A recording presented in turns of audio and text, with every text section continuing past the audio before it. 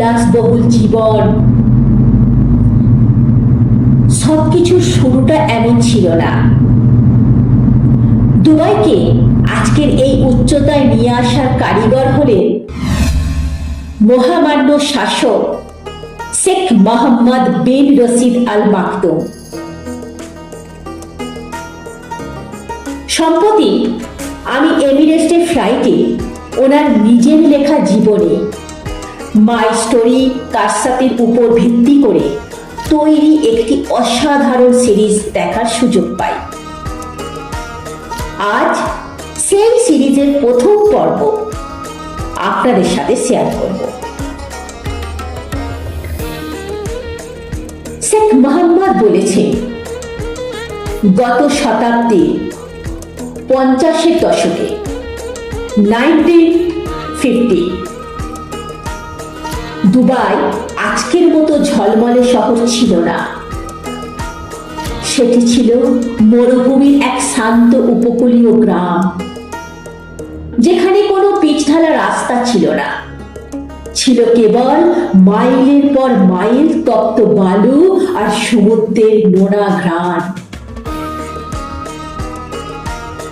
1958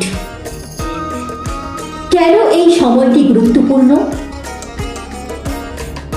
এই বছর শেখ মোহাম্মদের বাবা শেখ রশিদ বিন সাইদ আল মাকতুম দুবাইয়ের শাসক হন এবং আধুনিক দুবাই তৈরির পরিকল্পনা শুরু করে।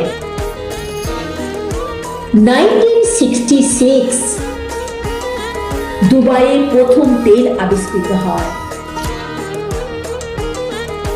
মাত্র 60 থেকে 70 বছর আগেও দুবাই এমন ছিল না। তিনি তার ছোটবেলার এক বিশেষ স্মৃতি শেয়ার করেছেন। তখন দুবাইয়ের অর্থনীতি চলত মুক্ত সংগ্রহের উপর ভিত্তি করে। তার বাবা শেখ রশিদ ছিলেন একজন দূরদর্শী মানুষ। তিনি ছোট্ট মোহাম্মদকে নিয়ে যেতেন খাড়ির তীরে। সেখানে বাবা তাকে বলতেন, মোহাম্মদ, এই সমুদ্র আর এই বালুকণাই আমাদের ভবিষ্যৎ। আমাদের এমন কিছু করতে হবে যা সারা বিশ্ব দেখবে। শেখ মোহাম্মদ সেই দিনগুলোতে তার বাবার কাছে শিখতেন কিভাবে স্বপ্ন দেখতে হয় এবং সেই স্বপ্নকে বাস্তবে রূপ দিতে হয়।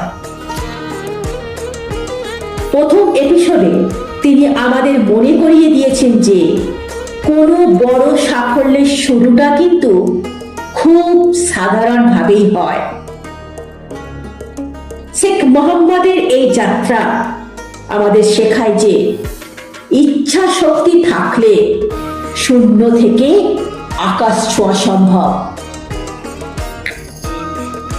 পরের পর্বে আমরা জানব ওনার সেই বিখ্যাত স্মৃতি, বিচ্ছুর সাথে ঘুমোতে যাওয়া।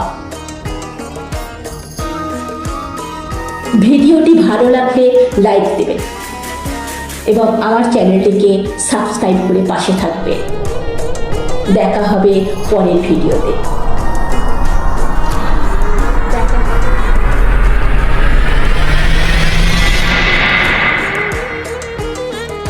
الله أكبر. السلام عليكم. وعليكم السلام.